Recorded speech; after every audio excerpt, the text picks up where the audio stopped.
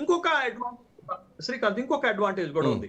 అనిల్ కుమార్ స్థానంలో పంపితే 4 సంవత్సరాలు, వేం నరేందర్ రెడ్డి స్థానంలో పంపితే 6 సంవత్సరాలు టర్మ్ ఉంటుంది అనేటటువంటి విషయాన్ని కూడా మనం గమనించాలి.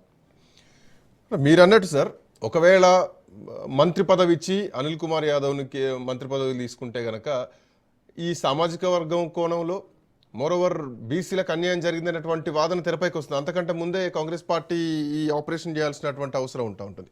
రేపొద్దున దీన్ని జిహెచ్ఎంసీ ఎన్నికల వరకు కూడా ఉపయోగించుకునేటువంటి అవకాశం ఉంటుంది. ఎందుకంటే మీరు అన్నట్టు హైదరాబాద్కి ఉన్నాయే 2 ఎమ్మెల్యే స్థానాలు.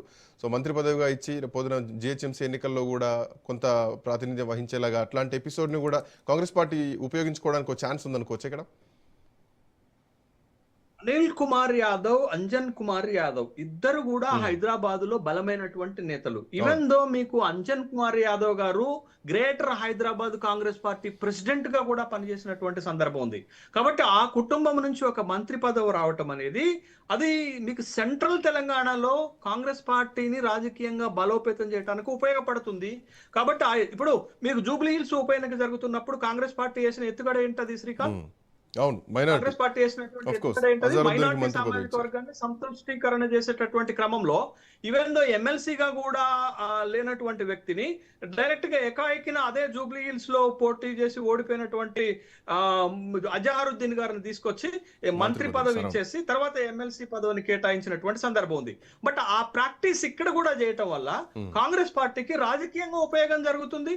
తర్వాత ఇప్పుడు వచ్చినటువంటి అభియోగం, ముఖ్యమంత్రి గారి పైనే అభియోగాలు వచ్చాయి కాబట్టి ఆ అభియోగాల నుంచి బయటపడేటటువంటి దిద్దుబాటు చర్యలు కూడా ముఖ్యమంత్రి గారు చేపట్టేటటువంటి క్రమంలో అటు ప్రభుత్వానికి ఇటు పార్టీకి నష్టం జరగకుండా ఓ విధమైనటువంటి నిర్ణయం తీసుకోవాల్సిన అవసరం ఉంటుంది. కాబట్టి సీనియర్ నాయకులైనటువంటి రేణుకా చౌదరి విషయంలో గానీ అభిషేక్ మను సింగ్ విషయంలో గానీ టచ్ చేసే అవకాశాలు లేదు. వాళ్ళకున్న ఆప్షన్స్ రెండే. One is Anil Kumar Yadav, another one is the Vem Narender Reddy గారు. బట్ దేంతో వెళ్తే పార్టీకి ఎక్కువ ఉపయోగం ఉంటే దాంతోటే వెళ్తారు. Right sir, thank you Seshu sir, thanks for joining. So తెలంగాణలో ఈ జరుగుతున్నటువంటి ఎపిసోడ్ ఏదైతే ఉందో, మీనాక్షి నటరాజన్ రాజ్యసభ నామినేషన్ తిరస్కరణ గురి కావడం, తెలంగాణ నుంచే కోవట్టలు ఉన్నారు, తెలంగాణ కాంగ్రెస్ పార్టీ నాయకులే లీకులు ఇచ్చారు. అందుకే మీనాక్షి నటరాజన్ నామినేషన్ స్క్రూటినీలోనే ఆగిపోయింది, అక్కడనే రిజెక్ట్ కాబడింది.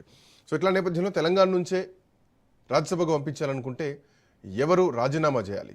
అనిల్ కుమార్ యాదవ్ను రాజీనామా చేపించి మంత్రిగా కేబినెట్లోకి తీసుకుంటారు బలమైనటువంటి సామాజిక వర్గం, హైదరాబాద్లో బలమైనటువంటి నేతలు అంజన్ కుమార్, అనిల్ కుమార్ యాదవ్లు. సో ఖచ్చితంగా కేబినెట్లో ఉంటే రేపొద్దున కాంగ్రెస్ పార్టీ కూడా సెంట్రల్ తెలంగాణలో బలం వచ్చేటువంటి అవకాశం ఉంది అన్న వాదన ఒకవైపు అయితే కనుక వేం నరేందర్ రెడ్డి విషయంలో నిర్ణయం తీసుకుంటారా? సో మంత్రి వర్గ విస్తరణలో భాగంగా ఇప్పటికే ప్రక్షాళన అంశం కూడా అక్కడ ఉంది, ఆల్రెడీ తెరపైకి వచ్చింది. సో షఫ్లింగ్స్ కూడా జరగబోతున్నాయి, కొంతమందికి ఉద్వాసన తప్పదన్నటువంటి చర్చలు కూడా నడుస్తున్నాయి ఇంటర్నల్గా కాంగ్రెస్ పార్టీలో. సో ఏం జరగబోతోంది? చాలా ఉత్కంఠ, ఒక విచిత్రమైనటువంటి పరిస్థితి మాత్రం కాంగ్రెస్ పార్టీ ఎదుర్కొంటుంది. ఎలా ఎవరికి అవకాశం